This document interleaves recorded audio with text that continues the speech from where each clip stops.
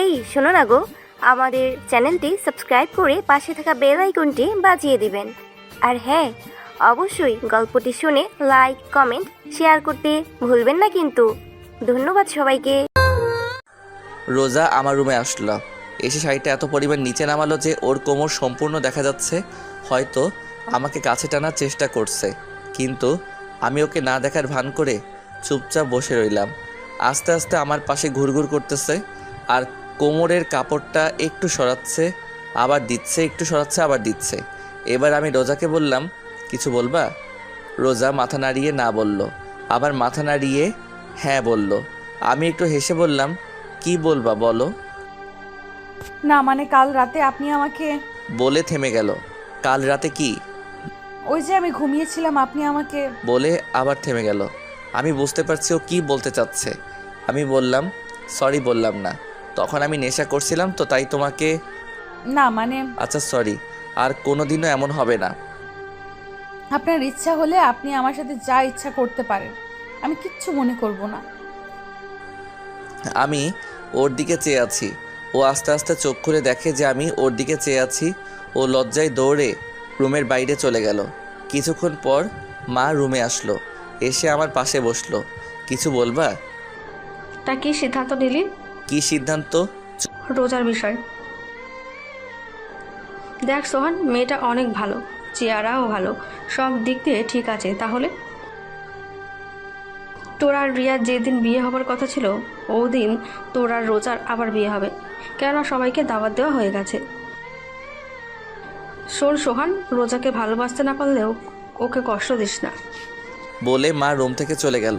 আর আমি ভাবতেছি সবাই রোজার কষ্টটা বোঝে, কিন্তু আমার মনটা যে হাহাকার করতেছে রিয়ার জন্য সেটা কেউ দেখে না। বিকেলবেলা আব্বু আমার রুমে আসলো। কি রে বাবা, কি করিস? কিছু না, এই তো বসে আছি। থাপ্পড়টা জোরে লাগছিল তাই না? আরে আব্বু তুমিও না? কালকে ব্যাপারটা কিছু মনে করিস না, আসলে আমাদের কোনো মেয়ে নেই তো, তাই রোজকে এইভাবে কাঁদতে দেখে মাথা ঠিক ছিল না। তুই কিছু মনে করিস না বাবা। না আব্বু, আমি কিছু মনে করি নাই। তা বাইরে আয়, বৌমা পায়েস রান্না করছে, আয় একসাথে খাবো। চলো আব্বু। তারপর সবাই একসাথে পায়েস খেলাম। মা আমাকে বলল রোজাকে নিয়ে আমার খালা বাড়ি আর মামা বাড়ি থেকে ঘুরে আসতে। আমাদের বাড়ি থেকে মামা বাড়ি আর খালা বাড়ি 10 মিনিটের রাস্তা। আমি মাকে না বলতে পারলাম না, কারণ সবাই এখন হাসি খুশি আছে। না বললে সবারই মুখ কালো হয়ে যাবে।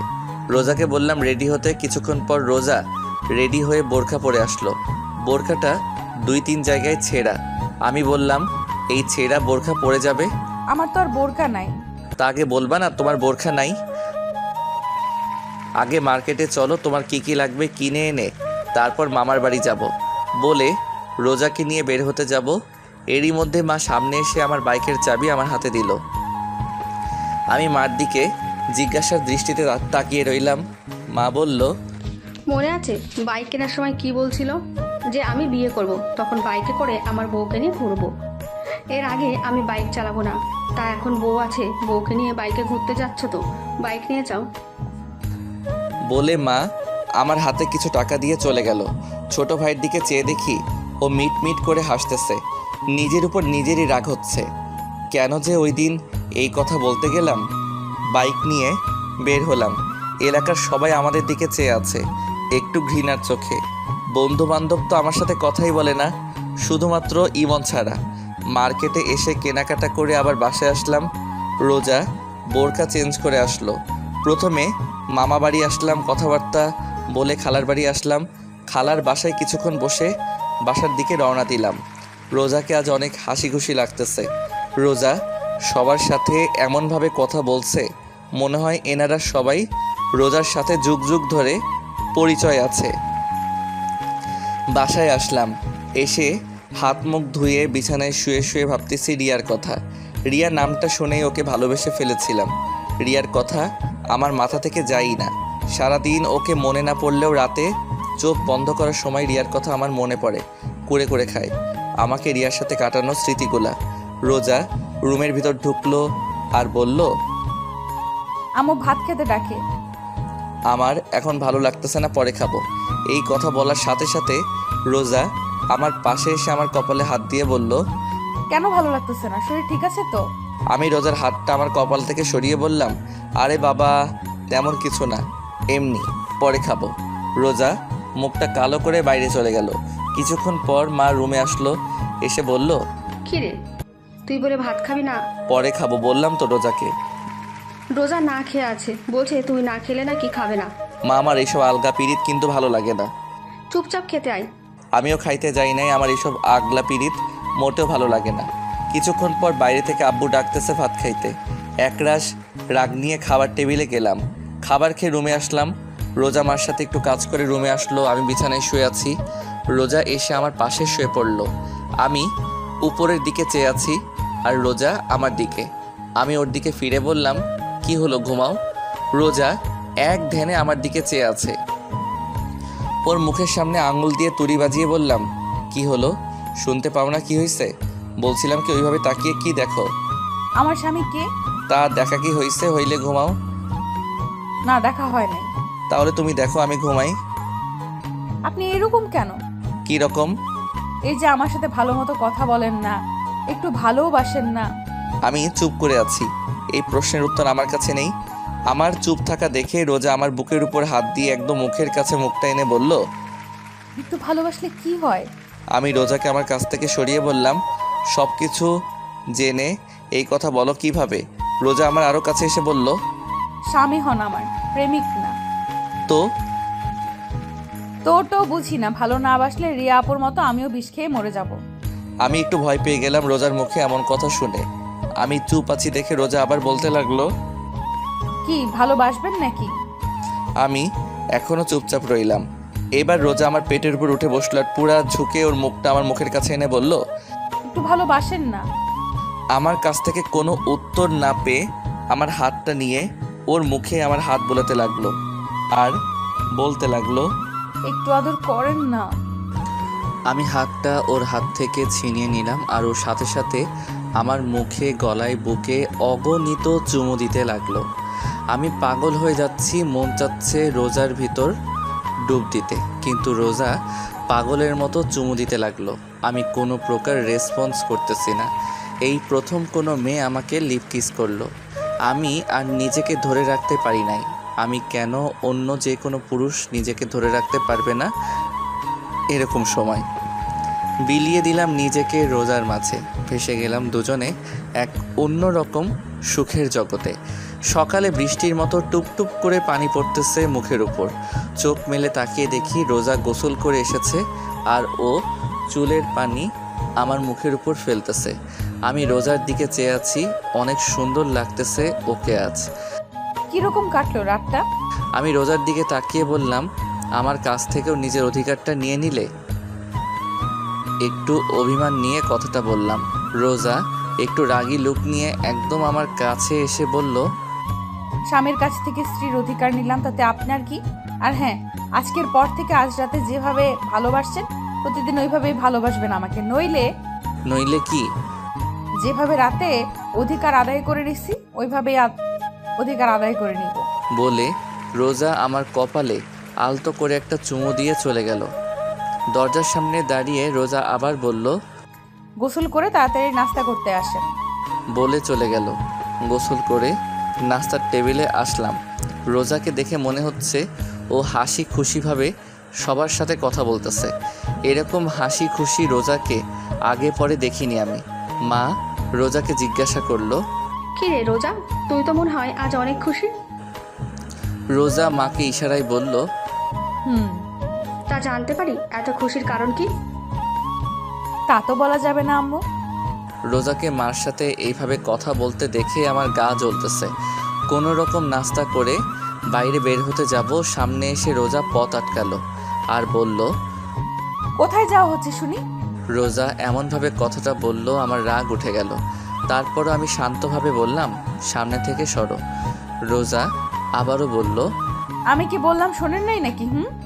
আমি রেগে রোজার দুই ডানা ধরে ঘরের ভিতর জোরে সরিয়ে দিয়ে আমি বাইরে চলে আসলাম। বাইরে কিছুক্ষণ ঘোরাফেরা করে বাসায় আসলাম। দেখলাম দরজা খোলা, ভিতরে ঢোকার সাথে সাথেই দেখলাম রক্ত। আর রক্ত, বাসায় মা, আব্বা, ছোটো মা, ভাই, রোজা কেউ নাই। আমার প্রচুর ভয় করতে লাগলো, আমার পুরা শরীর কাঁপতে লাগলো। কার কি হলো? মারে আব্বাকে ফোন দিলাম, কিন্তু তাদের ফোন বাসায়। সজীবকে ফোন দিলাম, সজীব সাথে সাথে ফোন ধরে বলল, ভাইয়া তুমি কোথায়? কাঁদতে কাঁদতে কথাগুলো বলল সজীব। কেন, কি হয়েছে? তুমি তাড়াতাড়ি খুলনা মেডিকেলে আসো। কার কি হয়েছে? রোজা ভাবি। কি কি হয়েছে রোজার? তুমি তাড়াতাড়ি আসো। বলে ফোন কেটে দিল। আমি বাইক নিয়ে হাসপাতালে গেলাম। ভিতরে ঢুকে দেখলাম মা, আব্বা, সজীব অপারেশন থিয়েটারের বাইরে দাঁড়ানো। আমি তাদের পাশে দাঁড়ালাম। মা আমাকে দেখার সাথেই আমার সামনে এসে ঠাস ঠাস করে আমাকে থাপ্পড় মারলো আর বলতে লাগলো, এত ঘৃণা করিস রোজাকে? মা। চুপ, আর না, অনেক সহ্য করেছি, আর না। তোর মতো ছেলে আমি জন্ম দিচ্ছি ভাবতেও ঘৃণা করে। তোর মতো ছেলে আমার বাড়ির কোনো স্থান নেই। জামা কাপড় নিয়ে বের হ বাড়ি থেকে, যা।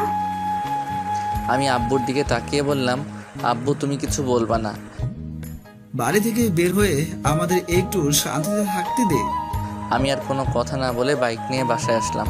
বাইকটা রেখে জামা কাপড় একটা ব্যাগে নিয়ে বাসা থেকে বের হয়ে পড়লাম। কোথায় যাব জানি না। দুপুরবেলা রৌদ্রের তীব্র তাপে উদ্দেশ্যহীনভাবে হাঁটতেছি রাস্তায়, আর ভাবতেছি কি করলাম আমি, কি কারণে মা আব্বু বের হয়ে যেতে বললো আমাকে বাড়ি থেকে।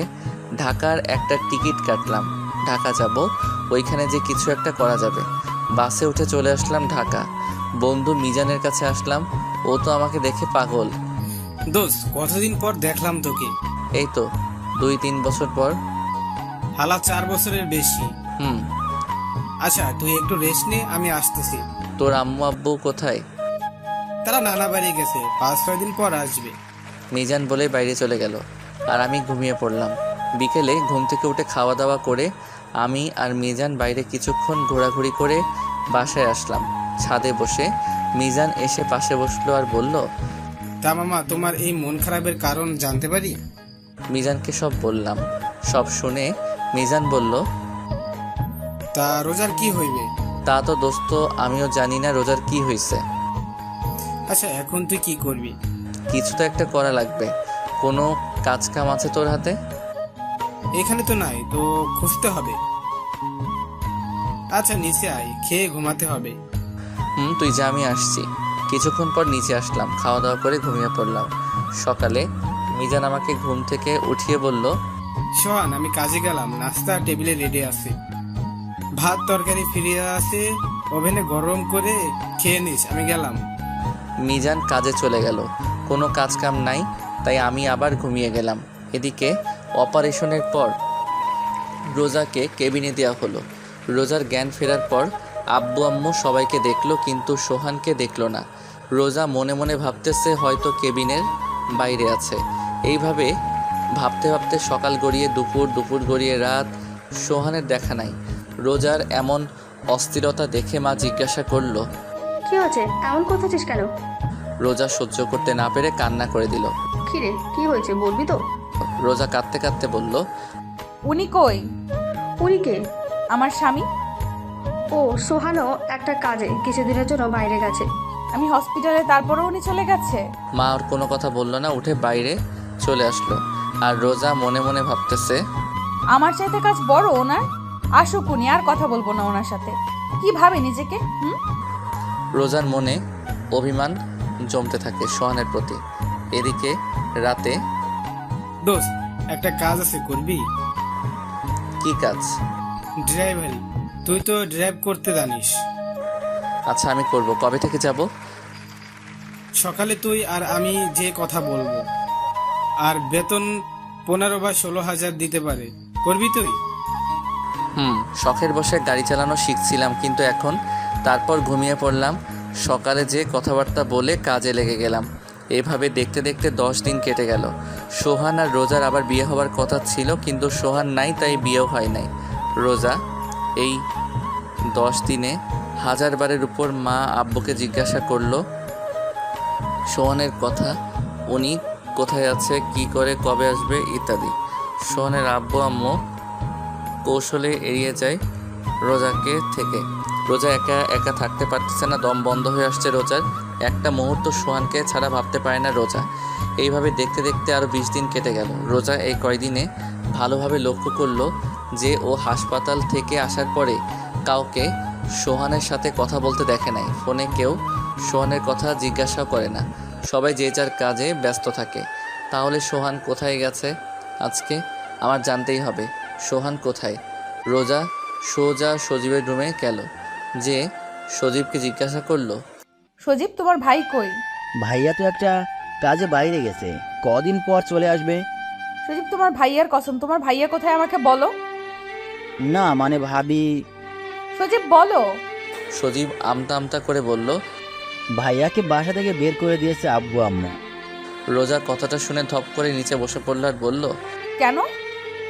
তোমার জন্য। আমার জন্য মানে? ওই দিন তোমাকে ধাক্কা দিয়ে ফেলে দিচ্ছিল, তাই তোমার মাথা বেটে রক্ত পড়তেছিল। আমরা তোমাকে হাসপাতালে নিয়ে গেছিলাম। তখন ভাইয়া হাসপাতালে আসে, তখন মা আব্বা তাকে বাসা থেকে বের করে যেতে বলছিল। তখন ভাইয়া চলে যায়। ভাইয়া এখন কোথায় আছে আমরা জানি না। রোজা হাউমাউ করে কান্না করতে লাগলো। রোজার চোখ থেকে কান্নার স্রোত বইতে থাকলো। রোজার কান্নার আওয়াজ শুনে সোহানের মা রুমে ঢুকলো, সজীবের দিকে তাকালো। সজীব ইশারায় মাকে বলল। সব বলে দিছি। মা আস্তে রোজার মাথায় হাত রাখলো। রোজা ফুপিয়ে ফুপিয়ে কাঁদতে কাঁদতে বলল, আম্মু, ওই দিন উনি আমাকে ধাক্কা দেয় নাই, শুধু সরিয়ে দিচ্ছে। আমার শাড়ি ওই দিন পায়ে পেঁচিয়ে গেছিল, তার জন্য আমি পড়ে গেছি। সোহানের মা রোজার কথা শুনে নিশ্চুপ। কি বলবে? সে তো ভাবছে রোজাকে সোহান দেখতে পারে না, ঘৃণা করে, তাই ওই দিন ধাক্কা দিয়ে ফেলে দিচ্ছে। ওই দিন রোজাকে সোহান সরিয়ে দেওয়ার কারণে রোজার পায়ে রোজার শাড়ি পেঁচিয়ে যায় আর রোজা পড়ে যায়। মারাত্মকভাবে আঘাত হয় রোজার, তাই অনেক রক্তক্ষরণ হয়। এত রক্ত দেখে সোহানের মা ভয় পেয়ে যায়। লজ্জা, ঘৃণা, রাগে, অভিমানে ওই দিন সোহানকে বাড়ি থেকে বের হয়ে যেতে বলে সোহানের মা, সাথে সোহানের আব্বুও। কিন্তু সোহান সত্যি চলে যাবে এটা তারা ভাবতেও পারেনি। তারপর যখন চলে গেছে তাদের এক বিন্দু আফসোস হয় নাই সোহানের জন্য, কিন্তু এখন হচ্ছে আফসোস রোজার কথা শুনে। কেন যে ওই দিন সোহানকে যেতে বলল। সোহানের মা রোজার মাথায় হাত বুলাতে বুলাতে বলল, চলে আসবে সোহান। রোজা অনবরত কান্না করতেছে। রোজা ফুপিয়ে ফুপিয়ে যে কান্না করতে লাগলো আর বলতে লাগলো, আম্মু, আমি ওনার জীবনে আসার পর উনি কষ্ট ছাড়ার কিছুই পায় নাই। তুই শুধু শুধু নিজেকে দোষ দিচ্ছিস। না আম্মু, আমার কারণে ওনার ভালোবাসার মানুষকে হারালো। আমার কারণে আজ উনি ওনার পরিবার ছাড়া। আম্মু, আপনার পায়ে পড়ি, আমার কাছে আমার স্বামীকে আইনা দেন আম্মু। রোজার এইভাবে কান্না করতে দেখে সোহানের মারও কান্না চলে আসে। সোহানের মা কান্না করতে করতে বলল, তোর স্বামীরা যেভাবেই হোক তোর কাছে এনে দেবো মা, তুই একদম ভেঙে পড়বি না। রোজার আজ অনেক কষ্ট হচ্ছে, মনে মনে ভাবছে কি দিলাম আমি ওনাকে? ওনারে কিছু দেওয়ার আগে ওনার কাছ থেকে অজান্তেই সব কিছু কেড়ে নিলাম। সোহানের আব্বু আম্মু ছোট ভাই খোঁজখবর শুরু করে দিচ্ছে সোহান কোথায় আছে, কিন্তু তারা সোহানের কোনো খবর পায় নাই। সোহানের সব বন্ধু বান্ধবের কাছে গেছিল, কিন্তু তারাও কেউ সোহানের খবর জানে না। সোহানের আব্বু আম্মু সারাদিন খোঁজে রাতে বাসায় আসলো, দরজায় কড়া নাড়লো, সাথে সাথে রোজা দরজা খুললো। আজ সারাদিন রোজা দরজার পাশে বসেছিল, কখন নিয়ে আসবে সোহানকে আব্বু আম্মু, কিন্তু দরজা খুলে সোহানের আব্বু আম্মুর মুখ কালো দেখে রোজা কান্না করতে লাগলো আর বলতে লাগলো, আম্মু, আমার স্বামী কই? মা কি বলবে, তার কাছে কোনো উত্তর নাই। তারপরও কোনো রকমভাবে রোজাকে বলল, দেখ মা, তুই কোনো চিন্তা করিস না, আমি যেভাবেই হোক তোর স্বামীকে তোর কাছে ফিরিয়ে দেবো। রোজা মাকে জড়িয়ে ধরে কান্না করতে লাগলো। আম্মু, আমি এত কষ্ট সইতে পারতেছি না, ওনারে ছাড়া আমার দম বন্ধ হয়ে আসছে। মা রোজাকে বলল, একটু ধৈর্য ধর। আর কত আম্মু? এতদিন তোমরা আমারে কেন মিথ্যা বলছো যে উনি কাজে গেছে? তুই অসুস্থ ছিলি, আর আমি জানি তুই সোহানকে ভালোবাসিস। তুই যদি জানতি সোহান চলে গেছে তাহলে তুই কষ্ট পাবি, ভেঙে পড়বি, তাই বলিনি। কিন্তু আমি তোকে ওয়াদা করতেছি সোহানকে তোর কাছে এনে দেবো যেভাবেই হোক। এদিকে সোহান একটা আলাদা রুম নিচ্ছে, এখন একা একা থাকে। মাঝে মাঝে মিজান এসে দেখা করে যায়।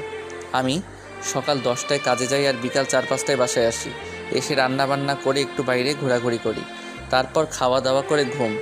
রিয়ার কথা আমার অনেক অনেক মনে পড়ে, রোজার কথাও মনে পড়ে। রাতে ঘুমানোর সময় রোজার সাথে আমার বিয়ে হওয়ার পর ওর এক একটা রাত আমার আলাদাভাবে কাটছে। কোনো দিন রোজা রাগ করে থাকতো, কোনো দিন কান্না করতো, কোনো দিন জড়িয়ে ধরে শুয়ে থাকতো, কোনো দিন আবার অভিমান করতো, আবার কোনো একদিন রাতে অনেক ভালোবাসা দিছিল আমাকে রোজা। জানি না ওই দিন রোজার কি হয়েছিল, বেঁচে আছে না মারা গেছে তাও জানি না।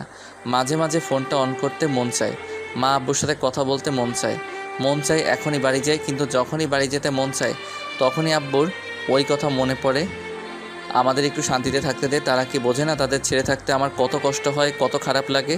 কাউকে কিছু বলতে পারি না, সইতেও পারি না। এভাবে দেখতে দেখতে আরও 1 মাস কেটে গেল। অনেক খোঁজ করছে সোহানকে। সোহানের আব্বু আম্মু কিন্তু কোথাও সোহানকে পাই নাই। রোজা খাওয়া দাওয়া ধরতে গেলে ছেড়ে দিয়েছে, 1 বেলা খাই তো 2 বেলা খাই না, তাও সোহানের মার জোড়াজড়িতে খাই। ঠিক মতো ঘুমিয়ে আসে না, ওর কাঁদতে কাঁদতে রাত পার করে। চোখের নিচে দেখে মনে হয় কেউ পাতিল থেকে কালি নিয়ে লাগিয়ে দিছে চোখের নিচে। রোজার এমন অবস্থা সইতে পারে না। সোহানের মা শাড়ি আঁচলের আড়ালে মুখ চেপে বুবা কান্না করে। রোজা না খেতে অজ্ঞান হয়ে পড়ে। ডাক্তার ডাকার পর, ডাক্তার চেক আপ করার পর সোহানের মাকে বলে, মিষ্টি খাওয়ান। মানে আপনি দাদি হতে চলেছেন। মা আব্বু এই কথা শুনে খুশিতে কান্না করে দিল। রোজার জ্ঞান ফেরার পর রোজার জন্য খাবার আনলো মা। ভাত মাখতে মাখতে মা বলল, এখন থেকে আর না খেয়ে থাকবি না, কারণ এখন আর তুই একা না, বুঝলি? মানে আম্মু, আর আমি এখন ভাত খাবো না? চুপচাপ খা, না খেলে আমার দাদু ভাই কষ্ট পাবে। দাদু ভাই মানে? আরে পাগল, তোর গর্ভে তোর স্বামীর সন্তান। রোজার পেটের উপর হাত দিয়ে অবাক চোখে সোহানের মায়ের দিকে চেয়ে আছে। সোহানের মা ইশারায় মাথা নাড়িয়ে রোজাকে হ্যাঁ বলল। রোজা ডুকরে কেঁদে উঠল। সোহানের মা বাম হাত দিয়ে রোজাকে জড়িয়ে ধরে বলল, এখন থেকে আর তুই নিজেকে নিজে কষ্ট দিবি না। এখন তোর ভেতর কিন্তু ছোট্ট সোহান বড় হচ্ছে।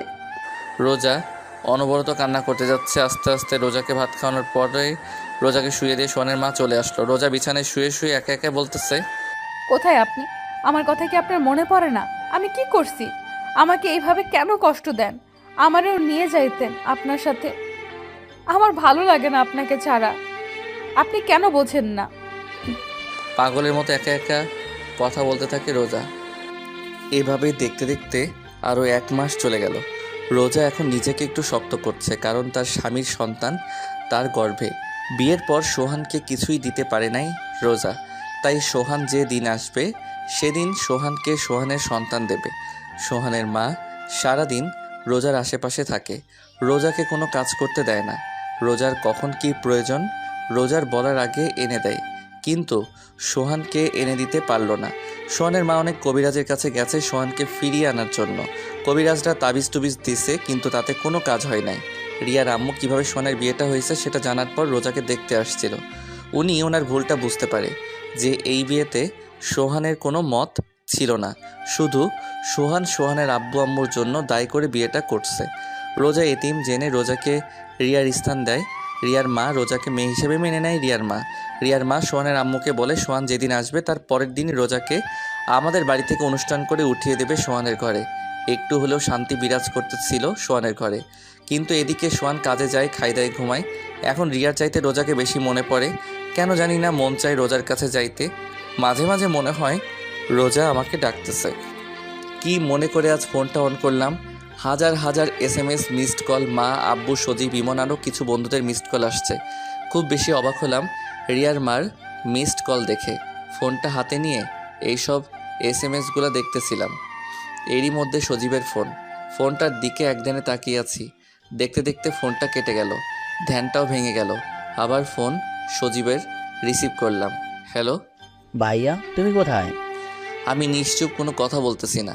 সজীব হ্যালো হ্যালো বলেই যাচ্ছে। মা মা মা, ভাবি ভাবি, ও ভাবি। কি হয়েছে? ফোনের ওপাশে থেকে এই কথাগুলো শুনে ফোনটা কেটে দিলাম।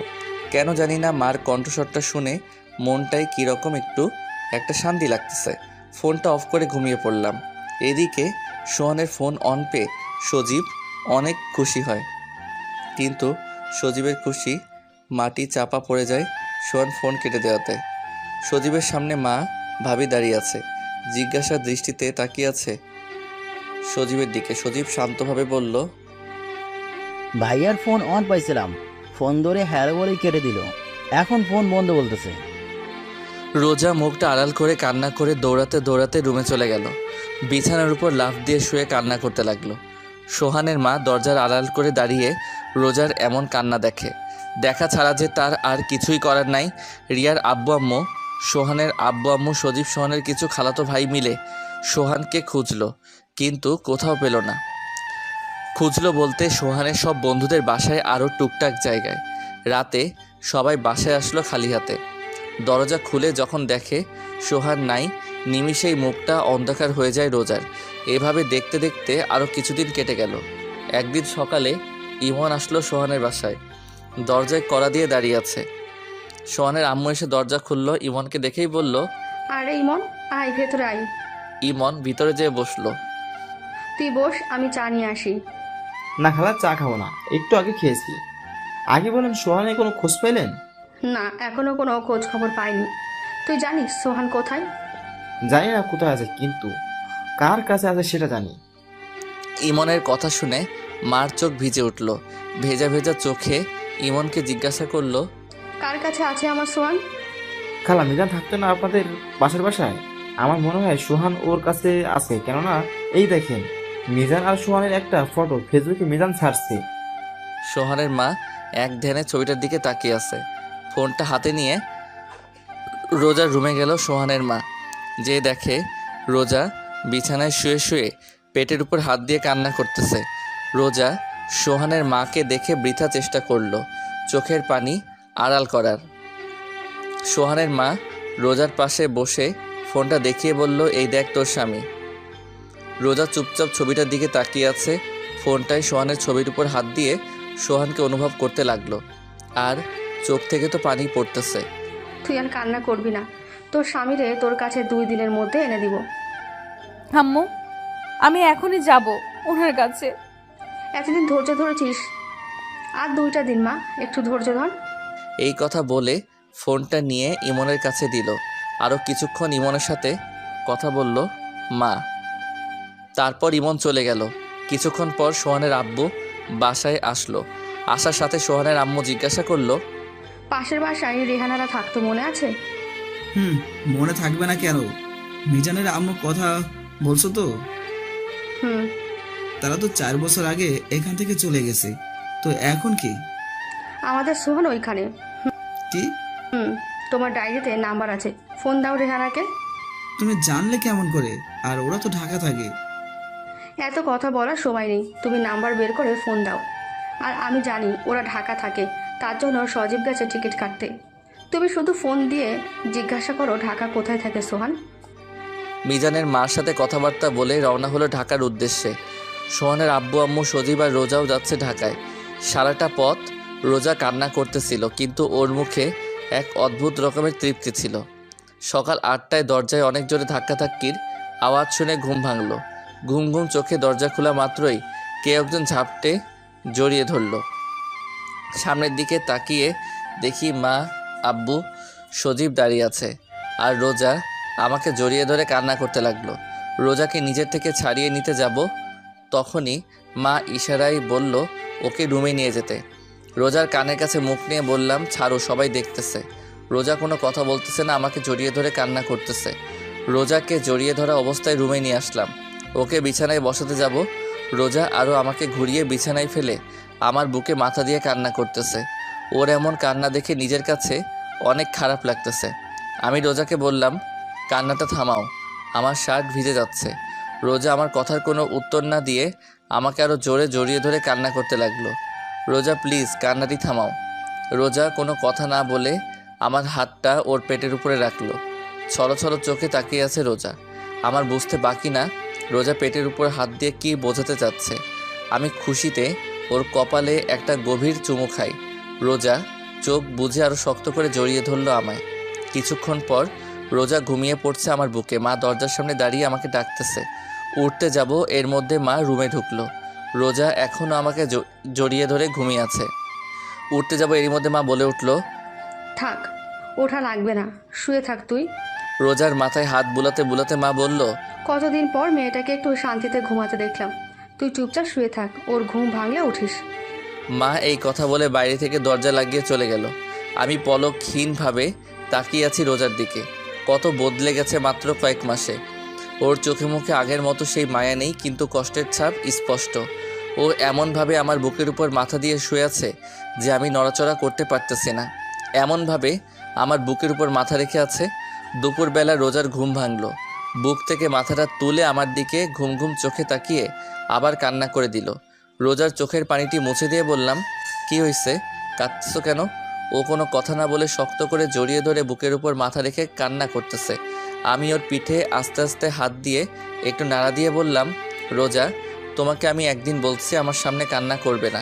এইবার রোজা কান্না থামিয়ে চুপচাপ বুকে শুয়ে আছে। রোজা রোজা রোজা, কি কথা বলবা না? রোজা, আচ্ছা ঠিক আছে, কথা বলা লাগবে না, এরকম বোবা হয়ে থাকো। দেখি সরো, আমি উঠবো। এই কথা বলার সাথে সাথে রোজা আরও শক্ত করে আমাকে জড়িয়ে ধরলো। তা কিছু তো বলো। আপনি আমাকে রেখে চলে আসছেন কেন? আমি কোনো কথা না বলে চুপচাপ শুয়ে আছি। আমার চুপ থাকা দেখে রোজা বলল, আপনি কি আমাকে আরো কষ্ট দেবেন? কী রকম অদ্ভুতভাবে কথাটা বলল রোজা। আমার কাছে মনে হলো ওর এই কথাটা বলতে অনেক কষ্ট হয়েছে। আমার আবার চুপ থাকা দেখে রোজা আস্তে আস্তে ওর মুখটা আমার মুখের কাছে আনলো আর বলল, কি হলো, এখন তো দেখি আপনি বোবা হয়ে গেছেন। আমি কি বলবো?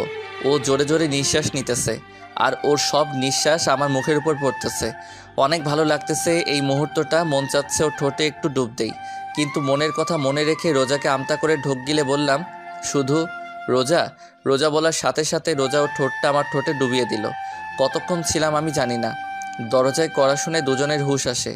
লজ্জায় কেউ কারো দিকে তাকাতে পারছি না। আমি দরজা খুলতে যাব, এরই মধ্যে রোজা চিল্লাই বলে উঠল। কে? দরজার উপাস থেকে মা বলে উঠল, আমি। আম্মু, তুমিও না, তুমি যাও, আমরা পরে বের হচ্ছি। আচ্ছা, তোর যখন খুশি তখন বের হ। টেবিলে খাবার রাখা আছে, আমরা একটু মিজানদের বাসায় যাচ্ছি। আচ্ছা আম্মু, ঠিক আছে। আচ্ছা, আমি যাই। তাড়াতাড়ি আসবা আম্মু। হুম। মা আব্বু চলে গেল। আমি রোজাকে বললাম, মার সাথে কেউ এইভাবে কথা বলে? আমি বলি, আমার মা, আমি যেমন কথা বলি তাতে আপনার কি? ওই কথা বলে রোজা আবার ওর ঠোঁট আমার ঠোঁটের কাছে আনতে লাগলো। আমি বললাম, রোজা না, একদম না। আবার ডুবিয়ে দিল রোজা রোজার ঠোঁট আমার ঠোঁটের উপর। কিছুক্ষণ পর নিজেকে রোজার কাছ থেকে ছাড়িয়ে নিয়ে বললাম, যাও হাত মুখ ধুয়ে আসো, ভাত খাবো। না, আমার খিদে নাই, আমি অন্য কিছু খাবো। আমার ঠোঁট দেখিয়ে বলল কথাটা। আমি একটু রাগী লোক নিয়ে বললাম, এতক্ষণ খাইছো, মন ভরে নাই? ও একটু কান্না করে দিয়ে বলল, আপনি খালি রাগ দেখান আমার উপর। আচ্ছা আচ্ছা, আর রাগ দেখাবো না, এবার তো কান্না থামাও। আগে আমার এইখানে এইখানে চুমু দেবেন, তাহলে কান্না থামাবো। একটু বেশি বেশি হয়ে যাচ্ছে না? এবার রাগী লোক নিয়ে বলল, দেবেন না তাই তো? আপনি আর কি দিচ্ছেন আমাকে কষ্ট ছাড়া? আচ্ছা আচ্ছা দিতেছি বলে ওর দিকে আগাতে লাগলাম। ও চোখ বন্ধ করে আছে, চোখটা হালকা ভিজা ভিজা, ঘন ঘন ঢোক গিলতেছে। চোখের নিচে কালো দাগ পড়ে আছে। তো কি হয়েছে? ওকে এখন অনেক সুন্দর লাগতেছে। আমি একদম ওর কাছে গিয়ে দাঁড়িয়ে আস্তে করে বললাম, দেওয়া কি লাগবেই? রোজা কোনো কথা না বলে চোখ বন্ধ থাকা অবস্থায় মাথা নাড়িয়ে হ্যাঁ বলল। আমি প্রথমে ওর কপালে, তারপর ঠোঁটে, তারপর গলায় একটা একটা করে চুমু দিলাম। গলায় চুমু দেওয়ার সাথে সাথে রোজা আমাকে ঝাপটে ধরলো। অনেকক্ষণ পর ছাড়লো আমাকে। যাও হাত মুখ ধুয়ে আসো, ভাত খাবো এখন। রোজা ফ্রেশ হয়ে আসলো, তারপর আমি একটু ফ্রেশ হলাম। দুজনে একসাথে খাবার টেবিলে বসলাম। আমি খেতে শুরু করলাম, কিন্তু রোজা না খেয়ে আঙুল দিয়ে ভাত নাড়াচাড়া করতেছে। তাই আমি বললাম, খাও। রোজা কোনো কথা বলতেছে না। আমি আবার বললাম, কি হলো, খাও। এবার রোজা আমতা আমতা করে বলল, কেউ যদি খাইয়ে দেয় তাহলে খাবো, আর নইলে খাবো না। এই যে ঢং না করে চুপচাপ খাও।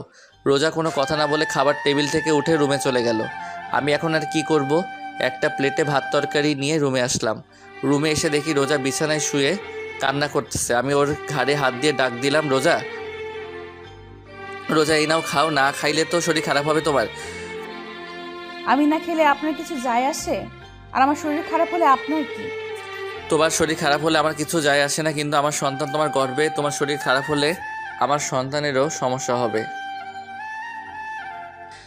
নেও হা করো। এখনও মুখ ফুলিয়ে অন্যদিকে ফিরে বসে আছো রোজা। ওর শরীর আর ওর চেহারা দেখে অনেক কষ্ট হচ্ছে। মাত্র কয়েক মাসে কি অবস্থা করছে নিজের, আর কয়েক মাস ওর থেকে দূরে থাকলে হয়তো মরেই যেত। ওর গাল ফুলিয়ে বসে থাকতে দেখতে আমার একদমই ভালো লাগে না। রোজাকে আবার বলতে লাগলাম, রোজা, তোমার জন্য আমার মনে একটু হলেও জায়গা হয়েছে, কিন্তু কতখানি জায়গা হয়েছে তা আমি জানি না, কারণ আমি এখনও রিয়াকে ফিল করি, অনুভব করি। এইবার রোজা আমার দিকে ফিরল আর বলল, আপনার মনে আমার জন্য যতটুকু জায়গা হয়েছে তাতেই আমার হবে, আর বাকিটুকু জায়গায় আপনি রিয়া আপুকে রাখবেন। আর ভুলেও যদি অন্য কোনো মেয়ে আমার আর রিয়া আপুর জায়গায় আসে তাহলে কিন্তু আপনার তাহলে কি আমার? আগে আসুক না কেউ, তারপর তা শুনি আসলে কি করবা? আপনারে কেন বলবো? আচ্ছা, বলা লাগবে না। নাও হাঁ করো। আগে আপনি ভালোভাবে বসেন। এইভাবে তো ঠিক আছে। আরে বসতে বসতে বসেন। তারপর সোজাভাবে বসলাম। বসার সাথে সাথে রোজা আমার কোলের উপর বসলো। বসে ওর হাঁটুর উপর ভাতের প্লেটটা রেখে বলল, এবার খাওয়ায় দেন। আমি ওর কাণ্ড দেখে অবাক। আমি রোজাকে ভাত খাওয়াতে লাগলাম। ও ভাত খাচ্ছে আর আমার দিকে চেয়ে আছে। চোখ থেকে টুপটুপ করে পানি পড়তেছে, কোনো কথা বলতেছে না। ওর চোখ অনেক কথা বলে, ওর মনে অনেক কষ্ট, সেটা ব্যাখ্যা করে। মাঝে মাঝে ওর চোখের দিকে তাকাতে ভয় করে, নিজেকে অপরাধী মনে হয়। না জানি ওর উপর অনেক অপরাধ করছি। ওর সাথে খাওয়া শেষে রোজাকে বললাম, তুমি একটু রেস্ট নাও, আমি বাইরে থেকে আসতেছি। বলার সাথে সাথে রোজা আমার হাতটা ধরে ওর পেটের উপর রাখলো। আমি অবাক চোখে ওর দিকে তাকিয়ে আছি। ও চোখ বুজে আছে, জোরে জোরে নিঃশ্বাস নিচ্ছে। কিছু বলবে হয়তো, কিন্তু সাহস পাচ্ছে না। ওর নীরবতা দেখে আমি বললাম, কিছু বলবা? রোজা মাথা নাড়িয়ে হ্যাঁ বলল। আমি ওকে একটু সময় দিয়ে বললাম, আচ্ছা বলো কি বলবা। আমার যে হাতটা রোজার পেটের উপর ছিল, ওই হাতটা আর একটু জোরে চেপে ধরলো পেটের উপর আর বলল, আপনার সন্তানের কসম কেটে বলেন আপনি আর আমাকে রেখে কোথাও যাবেন না। আমি চুপচাপ ওর দিকে চেয়ে আছি, আরও করুণ চোখে আমার দিকে চেয়ে আছে। কি হলো বলুন। আমি ওর দিক চেয়েই আছি। আমার কাছ থেকে কোনো উত্তর না পেয়ে আমার হাতটা ছেড়ে দিয়ে বিছানায় শুয়ে কান্না করতেছে। আমি ওর পাশে বসে আছি আর ও শুয়ে অন্যদিকে ফিরে কান্না করতেছে। আমি ভাবতেছি রোজাকে এখন কি বলবো। রোজা আমার কাছে থাকলে রিয়ার কথা মনে পড়ে যায়, যে এখানে রিয়ার থাকার কথা ছিল। রোজা এসে ভাগ বসাইছে। আবার রোজা আমার কাছ থেকে দূরে থাকলে রোজাকে কাছে পেতে মন চায়। আমি আস্তে করে রোজার পিঠে হাত দিয়ে ডাক দিলাম, রোজা, রোজা দেখি এদিকে ফেরো। রোজা তারপরও চুপ করে আছে। ওকে একটু জোর করে আমার দিকে ফিরিয়ে ওর পেটে হাত দিয়ে বললাম, যদি তুমি ধরে রাখতে পারো তাহলে আজীবন তোমার সাথে থাকবো। রোজা ছলছল চোখে আমার দিকে চেয়ে আছে। আমি বললাম, কি হলো, পারবা তো? পারবো মানে? ইনশাল্লাহ পারবো। পারলেই ভালো। রোজা শোয়া অবস্থায় ওর হাত দুটি মেলে আমাকে ওর কাছে ডাকতেছে। ওর ডাকে সাড়া না দিয়ে কোনো উপায় নাই। আস্তে করে জড়িয়ে ধরলাম। ও আমার ঘাড়ে মুখ বুজে কান্না করতেছে। আমি ওর কানের কাছে আমার মুখটা নিয়ে বললাম, এত পানি তোমার চোখে কোথা থেকে আসে? ও আমার কানের কাছে মুখ নিয়ে আস্তে আস্তে করে বলল, কোথা থেকে আসে জানি না, কিন্তু আমার চোখে পানি আপনার জন্য আসে। মানে? মানে আবার কি? ভালোবাসি তাই। আপনার একটুখানি অবহেলা আমাকে অনেক কষ্ট দেয়। আমার মুখের ভাষা মনে হয় রোজা কেড়ে নিয়েছে। কি বলবো আমি, কি বলা উচিত এখন আমার জানা নাই। একটা কথা বলবো? বলো। রাগ করবেন না তো? আরে বলো তো। আপনি শুধু রাগ করেন কেন? আমি ওকে ছেড়ে দিয়ে বসে নরম সুরে বললাম, কি বলবা বলো। রোজা উঠে আমার পাশে বসে ওর দুই হাত আমার গলায় রেখে আহ্লাদে সুরে বলল, ওই দিন কিভাবে অধিকার আদায় করছি মনে আছে? আমি আমতা আমতা করে বললাম, কোন দিন? বলার সাথে সাথে রোজা আমাকে ধাক্কা দিয়ে বিছানায় ফেলে আমার উপর উঠে বসে বলল, এইবার মনে পড়ছে কোন দিন? আমি আবার বললাম, কোন দিন? এইবারও আমার শার্টের বোতাম একটা খুলে আরেকটায় হাত দিয়ে বলল, এখনো মনে পড়ে নাই? পড়ছে পড়ছে, মনে পড়ছে। তাহলে এত ঢং করলেন কেন? না মানে। তাহলে শুরু হয়ে যাক। কি? কি মানে? বলেই মুখে কিস করতে লাগলো। এরই মধ্যে দরজা খোলার শব্দ শুনলাম। মনে হয় মা আব্বু আইছে। এদিকে রোজা পাগল হয়ে গেছে। রোজাকে বললাম, মা আইছে, সরো। রোজা কোনো কথা না বলে ও ওর কাজ করতেছে। রোজাকে এক প্রকার জোর করে নিজের থেকে ওকে ছাড়িয়ে বাইরে আসলাম। বাইরে আসার সাথে সাথে মা ঘরের ভিতরে ঢুকতেছিল। আমারে বের হতে দেখে মা বলল, রোজা কই? আমি বললাম, আসতো সেই সকালে। আমাকে একবারও জিজ্ঞাসা করছো আমি কেমন আছি। তুই কেমন আছিস আমার জানা লাগবে না। আমার নাতির মা কেমন আছে, কেমন থাকবে সেটা জানলেই চলবে আমার। দেখি সর। আর রোজা কোথায়? রুমে আছে। রুমে যেতে যেতে বলল, 8টায় বাসে খুলনা যাব, রেডি থাকিস, মিজান টিকিট কাটতে গেছে। তারপর আব্বুর সাথে টুকটাক কথা বললাম। আব্বু একটু ইমোশনাল হয়ে বলল, তখন রাগের মাথায় এইসব বলছি, আরো অনেক কথা ইত্যাদি। তারপর ছোট ভাই সজীব, সেও সেম একটু ইমোশনাল হইয়া কথা বলল, একটু কান্নাও করলো। কিন্তু আমার মা, সে তো রোজার ভক্ত, আমি তার ছেলে, সে তো ভুলিয়ে গেছে। রাতে মিজানের কাছে থেকে বিদায় নিয়ে খুলনা রওনা দিলাম। আমার আর রোজাকে পিছনের সিটে দেওয়া হলো। মা, আব্বু আমাদের থেকে 4-5 সিট আগে, আর তার আগে সজীব। রোজা জানালার পাশের সিটটাই বসছে। গাড়ি চলছে তার আপন গতিতে। রোজা ওর 2 হাত দিয়ে আমার এক হাত জড়িয়ে ধরে আছে। রোজার মাথাটা আমার ঘাড়ের উপর, জানালা থেকে বাতাস ঢুকতেছে, আর সেই বাতাসে রোজার কিছু চুল আমার মুখের উপর পড়তেছে। অনেক ভালো লাগতেছে আমার। রোজার চুলে এক অদ্ভুত রকমের ঘ্রাণ আছে, কী রকম একটা মাতাল করা ঘ্রাণ। প্রায় মধ্যরাত তখন, আশেপাশে প্রায় মানুষ ঘুমে, আবার কেউ কেউ মোবাইলে ব্যস্ত, আর আমি চেয়ে আছি রোজার দিকে। অপরূপ সুন্দর লাগতেছে রোজাকে। কোনো সময় চাঁদের আলো পড়তেছে, আবার কোনো সময় সোডিয়ামের আলো পড়তেছে রোজার মুখের উপর, যা ওর সৌন্দর্যকে আরও বাড়িয়ে দিয়েছে। অনেক ভালো লাগতেছে এই সময়টা। এইভাবেই সারাটা পথ রোজার দিকে চেয়েছিলাম। বাসায় এসে আমি অবাক, কারণ বাসায় মেহমান ভরা, মনে হয় কোনো আয়োজন হবে। রুমে আসলাম, কতদিন পর আমার নিজের রুমে আসলাম। বিছানায় গাটা এলিয়ে দিলাম। বাসায় আসার পর রোজাকে আর দেখতে পাই নাই। মনে মনে ওকে খুঁজছি, কিন্তু পাই নাই। লজ্জায় কাউকে জিজ্ঞাসাও করি নাই। কিছুক্ষণ পর আমার 2 খালাতো ভাই আমার রুমে আসলো, এসে বলল, ভাইয়া এই নাও, এগুলো পরে বাইরে আসো। বলে আমার হাতে একটা নতুন লুঙ্গি আর একটা গেঞ্জি দিয়ে চলে গেল। আমি ওদের কথায় পাত্তা না দিয়ে লুঙ্গি আর গেঞ্জি বিছানার পাশে রেখে চুপচাপ বিছানায় শুয়ে আছি। রোজার অপেক্ষায় আছি কখন আসবে, কিন্তু ওর আসার কোনো নাম গন্ধই নাই। কিছুক্ষণ পর মা আসলো, এসে বলল, কি হলো, তুই এখনো চেঞ্জ করিসনি? মা, এইগুলো কেন পরবো? তাড়াতাড়ি পর, তোর আর রোজার গায়ে হলুদ আজ, আর আজ রাতে বিয়ে। মা, এসব কি জন্য? তোর জানা লাগবে না, তাড়াতাড়ি পর এইগুলো, পরে আয় বাইরে। বলে মা চলে গেল। এই রোজা যে কোথায় গেল? বাসায় আসার পর এখনো আমার সামনে আসলো না। লুঙ্গি আর গেঞ্জি পরে বাইরে আসলাম। ছোট ভাইরা আমাকে দেখে হাসতেছে। কোনো সময় তো আমাকে লুঙ্গি পরতে দেখে নাই, তো তাই হয়তো হাসতেছে। আমার কিছু খালাতো মামাতো বোন আর কিছু পাড়া প্রতিবেশী হলুদ শাড়ি পরে বাইরে বের হচ্ছে। আমি আমার খালাতো ভাই শিহাবকে বললাম, ওরা কোথায় যায়? রিয়া আপুদের বাসায়। আমি অবাক চোখে শিহাবের দিকে তাকিয়ে বললাম, রিয়াদের বাসায় যায় কেন? আরে রোজা ভাবি তো রিয়া আপুদের বাসায়। সকালে রিয়া আপুর মা এসে নিয়ে গেছে রোজা ভাবিকে। আমি শিহাবের কথা আগামাথা কিছুই বুঝি নাই। তা রোজাকে কেন নিয়ে গেছে রিয়ার আম্মু? রিয়ার আব্বু আম্মু রোজা ভাবিকে রিয়ার স্থান দিয়েছে, তাই এখন থেকে রোজাই রিয়া, রিয়া আপুর আব্বু আম্মুর কাছে। বুঝলাম। তা ওরা কি করতে গেছে রিয়াদের বাসায়? কি করতে যাবে, রোজা ভাবিকে গায়ে হলুদ দিতে গেছে। ও আচ্ছা, আমি রুমে যাই, দরকার পড়লে ডাক দিস। আচ্ছা। রুমে এসে বসে বসে ভাবতেছি, রিয়ার আব্বু আম্মুর আবার কি হলো? রোজাকে সোজা মেয়ে হিসেবে মেনে নিল? তাদের আর কোনো মেয়ে নাই, তার জন্য নাকি অন্য কিছু? এইসব ভাবতেছি। কিছুক্ষণ পর শিহাব আসলো, রুমে এসে বলল, ভাইয়া চলো। কোথায়? কোথায় আবার, বাইরে আসো, এখন তোমার গায়ে হলুদ দেবে। আমি আর কোনো কথা না বলে শিহাবের সাথে বাইরে আসলাম। দূর সম্পর্কে নারীরা এসে আমাকে নিয়ে একটা পাড়ার উপর দাঁড় করালো। কিছু কিছু মহিলারা আদি যুগের গান গাইতে লাগলো। কেউ কেউ আমার গায়ে হলুদ দিয়ে যাচ্ছে। এইভাবে অনেক নিয়ম কানুনের পর শেষ হলো গায়ে হলুদ। আমাকে ভালো মতো গোসল করিয়ে ঘরে নিয়ে আসলো।